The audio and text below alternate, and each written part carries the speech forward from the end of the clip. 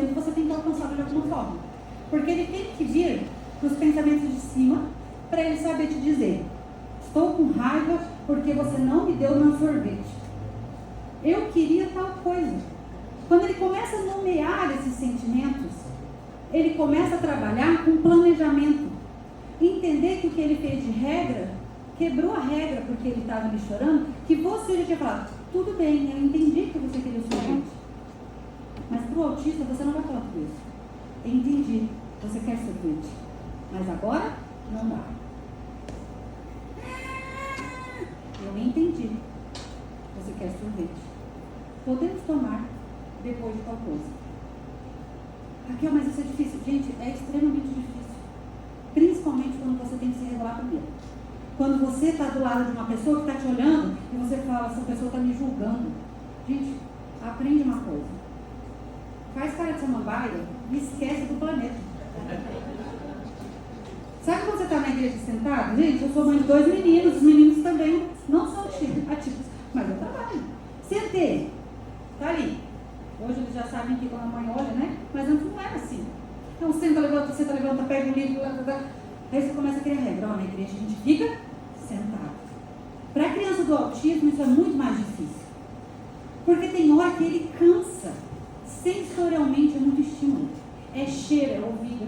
Então você precisa entender o seu filho ou a criança que está do lado para falar e acolher para a família também. Porque tem hora que a mãe vai estar ali no limite dela também de se autorregular. E se você for aquele membro que julga ela, está errado na hora da inclusão e do cristianismo. E essa é a parte mais difícil da nossa igreja. Com o antigo e o atípico. Eu estou errada? Não estou. E eu falo muito isso. Esse dia a gente estava sentado no culto e o menino falou: ai, estou com uma fome, mãe, não acaba. Não, deu vontade de rir, né? E a mãe: fica quieto. Aí olhou o livro do amiguinho: eu quero aquele livro. E a mãe do amiguinho, o que ela fez? Pode, a tia empresta. O amigo está com o outro. Isso é rede de apoio. Isso é você ter um processo. Não era típico, a gente não consegue olhar e ver. Mas ele está morrendo de fome. É uma criança. Então, imagina a criança que não sabe falar, ela vai desregular. Então, a mãe precisa ter um sistema de entender que o cérebro, você tem que sempre almejar o daqui. Nós usamos andar de cima quando nós estamos dirigindo e a gente não quer bater em ninguém, sabe? Mesmo que você quer atropelar alguém, que você está com o rádio para você estar atrapalhando, esse é o andar de cima. Mas quando você sai desse andar de cima, é a hora que você dá aquele estresse, às vezes você xinga, você fala um palavrão sem querer, você bate, porque você está na sobrevivência. Então, nossos filhos fazem a mesma coisa, nossas crianças fazem a mesma coisa. Então, eu quero que você entenda isso, porque ela é a base para você trabalhar com um autista. Quando a criança desregula, ela está onde, gente? No andar de baixo ou no andar de cima? O que eu tenho que fazer? Eu tenho que abrir a amígdala, desculpa a forma que errou, a amígdala dela para ir para o andar de cima. Eu preciso fazer ela me dizer o que está acontecendo, nem que seja por imagem. E às vezes ela fica assim: água. Água. Você começa a pensar: qual foi o momento que eu tive que fazer sobre água? Você fala: eu não entendi a água. Aí ele para. O que aconteceu com a água? Água, mamãe. Pode ser que a mamãe não deu água para ele.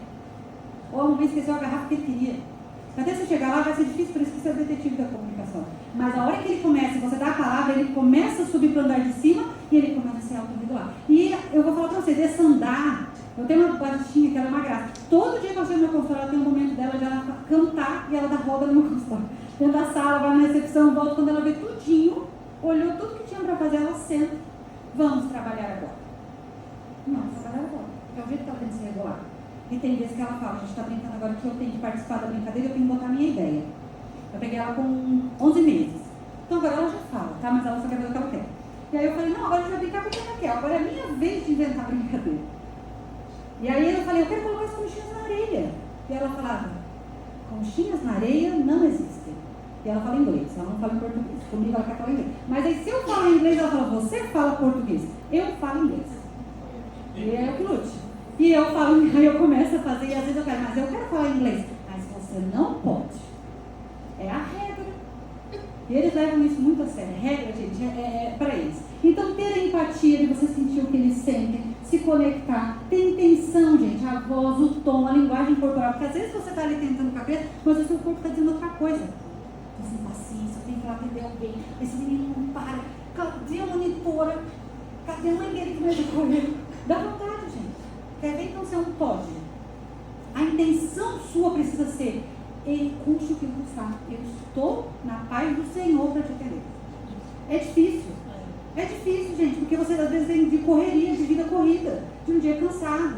Então, isso, ter a intenção, ter segurança, transmitir acolhimento, é algo que precisa ser praticado. Você vai ter que treinar isso. E a eficácia? Tem que ter uma estratégia com referência teórica. Ah, Raquel, mas eu posso inventar? Pode. Mas tem que estar baseado na referência teórica. Não dá para achismo, gente. Tá? Por quê? Porque essas crianças, elas precisam de intervenção precoce para ontem. Eu não posso ficar jogando ideia. Gente, eu falo muito isso assim. Criança, vocês precisam entender que qualquer tipo de criança, mas criança que tem qualquer transtorno ou qualquer atraso, ela precisa sair desse risco logo, o máximo possível, porque a janela do neurodesenvolvimento, ela voa. Então, se você não tiver essa janela do neurodesenvolvimento para acompanhar e trabalhar com intervenção precoce, você não vai ter uma boa qualidade nesse prognóstico depois. Porque a área que a criança tem para trabalhar está aqui. E normalmente eu falo de 0 a 5. No melhor momento. Alfabetização, dos 4 aos 8, 9 anos. Para você ter ideia, para eu terminar de aprender a ler, eu tinha 15 anos, porque você também tinha. Nós só terminamos o ciclo de aprendizagem de leitura e escrita 15 anos. É a base que você tem de janela. A cada coisa não aprende? Aprende, também de plasticidade você aprende. Tocar piano.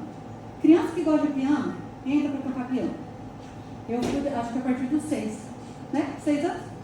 Que eu comecei a tocar piano? É que minha mãe tá ali, gente. 6 anos.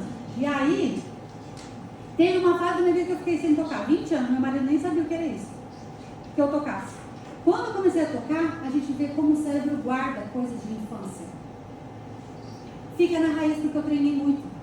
Agora, se a criança não treinou isso com muita profundidade, não vai ser como andar de bicicleta. Porque é mais difícil para ela. As janelas do neurodesenvolvimento, elas precisam estar certeiras. Você precisa procurar a intervenção precoce. Esse prognóstico melhora muito mais. Vamos falar sobre o DSM-5 para você entender um pouco. Eu trouxe, gente, mas eu não quero que você use ele como um rótulo. É para você entender